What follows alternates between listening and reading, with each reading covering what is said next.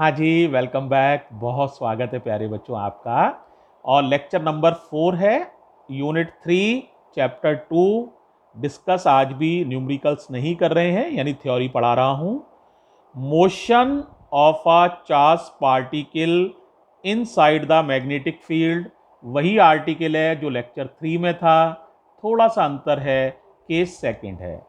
Case first में particle कैसे enter किया था बेटे? मैग्नेटिक फील्ड के परपेंडिकुलर। अब कैसे कर रहा है?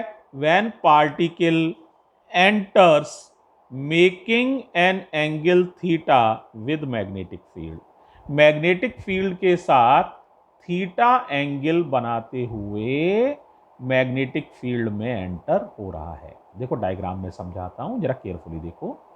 मान लो प्यारे बच्चों, ये मैग्नेटिक फील्ड है, इसका नाम बी है, और पार्टिकल इस तरह से एंटर हो रहा है। ये वेलोसिटी है v, और ये एंगल है थीटा, जो निश्चित रूप से 90 तो नहीं है, 90 नहीं है, एंगल थीटा 90 के अलावा है ना? तो वेलोसिटी के कितने कंपोनेंट कर लोगे? दो। एक तो ये कंपोनेंट हो जाएगा थीटा से अटैच, तो ये वेलोसिटी हो जाएगी v cos थीटा। देखो ये मैग्नेटिक फील्ड के पैरेलल है, तो v cos theta magnetic field के पैरेलल है। और एक ये वेलोसिटी हो जाएगी v sin थीटा। इसको देखोगे तो ये मैग्नेटिक फील्ड के परपेंडिकुलर है। यानी हमारे पास दो तरह की वेलोसिटी हैं, v cos theta which is parallel to magnetic field, और v sin theta which is perpendicular to magnetic field. अब जरा थोड़ा सा ध्यान देना मेरी बातों पर, बहुत इंपॉर्टेंट बातें हैं, 2 मिनट में बोलूंगा, ध्यान से सुनना। सबसे पहले हम इफेक्ट देखते हैं v sin थीटा का। देखो ये केस हो गया पहले वाला कि मैग्नेटिक फील्ड और v sin थीटा परपेंडिकुलर है। तो v sin थीटा क्या करेगा? इसके पाथ को कर देगा सर्कुलर। क्या कर देगा? रास्ते को सर्कुलर।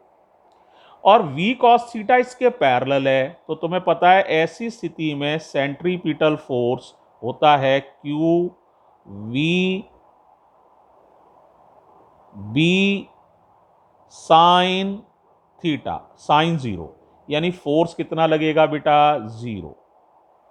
जब फोर्स नहीं लगता है तो तुमने न्यूटन्स फर्स्ट लॉ पढ़ा हुआ है, अगर फोर्स ना लगे तो वेलोसिटी में कोई चेंज नहीं होगा। पार्टिकल की जो वेलोसिटी है वो उसी दिशा में रहेगी और कांस्टेंट रहेगी।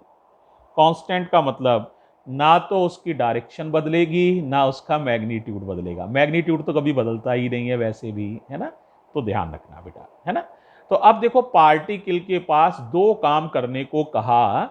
एक तो ये कि तुम सर्कुलर घूमोगे, तो उसने सर्किल में घूमना शुरू कर दिया।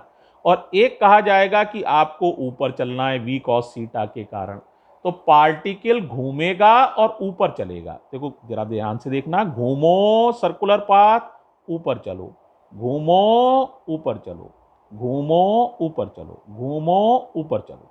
यानी v sin थीटा घुमा रहा है इसको, और v cos थीटा ऊपर बढ़ा रहा है, क्योंकि v cos थीटा ऊपर की दिशा में है। अब आप सोचो ये पाथ कौन सा बना? हेलिक्स, स्प्रिंग जैसा, कुंडली जैसा, हेलिकल, हेलिक्स, स्प्रिंग जैसा। तो इसका मतलब नेट पाथ जो बनेगा, इंपॉर्टेंट बात आ गई, इसका मतलब net path of the particle, net path of the particle will be a helix. Helix समझ रहे हो? हेलिक्स माने कुंडली जैसा। इसका मतलब बेटे पाथ हो जाएगा हेलिक्स जैसा। समझ पाए क्यों? क्योंकि v sin थीटा ने इसको सर्कुलर मोशन करवाया है, और v cos थीटा ने इसको अपराइज किया है। दोनों का इफेक्ट देखोगे तो पार्टिकल सर्कुलर मोशन कर रहा है और ऊपर बढ़ रहा है ना, v cos थीटा की दिशा में। इस वजह से पाथ बनना है हेलिक्स। ठीक है, इतनी बात समझ में आ गई। अब यहां पर बेटे 4 चीजें बच्चा डिस्कस कर सकता है।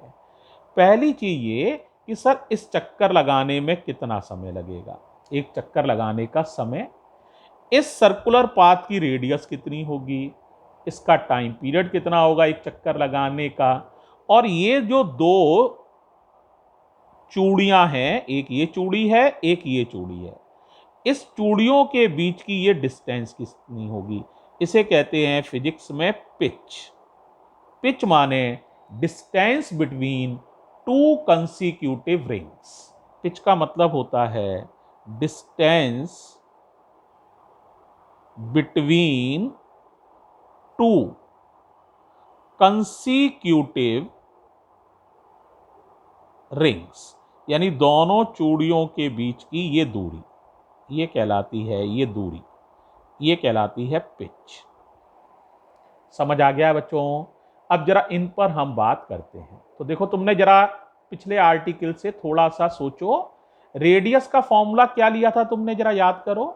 आर का फॉर्मूला था उसमें रेडियस का, जरा याद करो क्या था, M V upon Q B.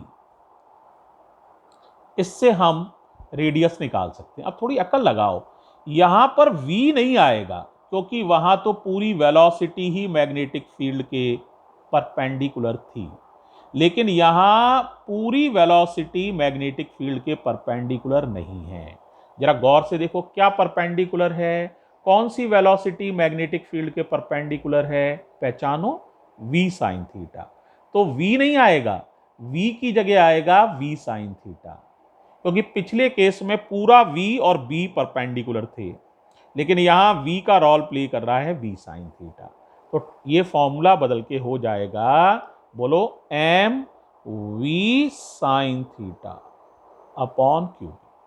अब टाइम पीरियड तो तुम्हें याद है, ये बेटा वेलोसिटी पे डिपेंड ही नहीं करता था, तो इसलिए वेलोसिटी चाहे v हो और चाहे v sine theta, time period उतना ही रहेगा, 2 पाई एम अपॉन क्यू बी। निकाल चुका हूं पिछले आर्टिकल में, आसानी से समझ पा रहे होगे। ओमेगा भी निकाला था, ओमेगा था तुम्हें याद होगा 2 पाई अपॉन टी, और सॉल्व करके आया था क्यू बी अपॉन एम। तो ये फॉर्मूला भी यहां पर ऐसे ही रहेगा, सिर्फ रेडियस के फॉर्मूले में चेंज आया है।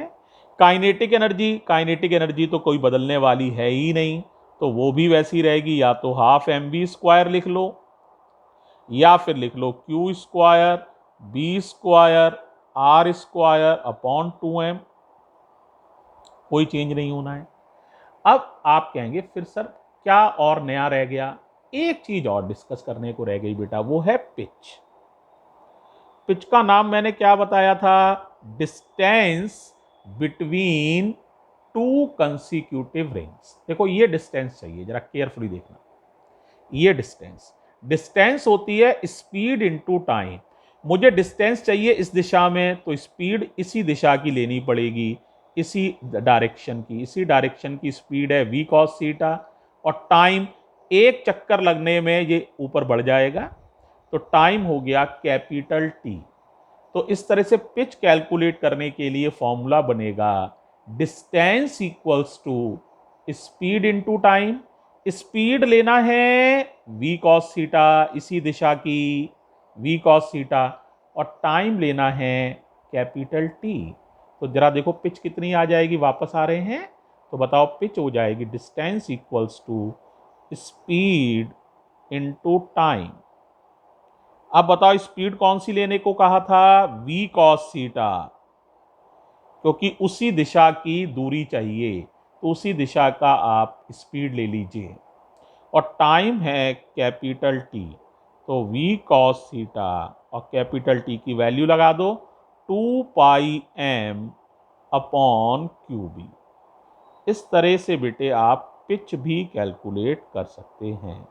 ये हो गया 5वां रिजल्ट। इसका मतलब अगर मैं पूरी बात को ब्रीफ करूं तो आपने ये सीखा बेटा, अगर पार्टिकल मैग्नेटिक फील्ड के परपेंडिकुलर एंटर करे तो उसका पाथ सर्कुलर होता है, और अगर किसी एंगल बनाते हुए 90 डिग्री के अलावा कोई दूसरा एंगल बनाते हुए मैग्नेटिक फील्ड में एंटर करेगा, है ना, तो बेटे उसका पाथ हेलिक्स होता है।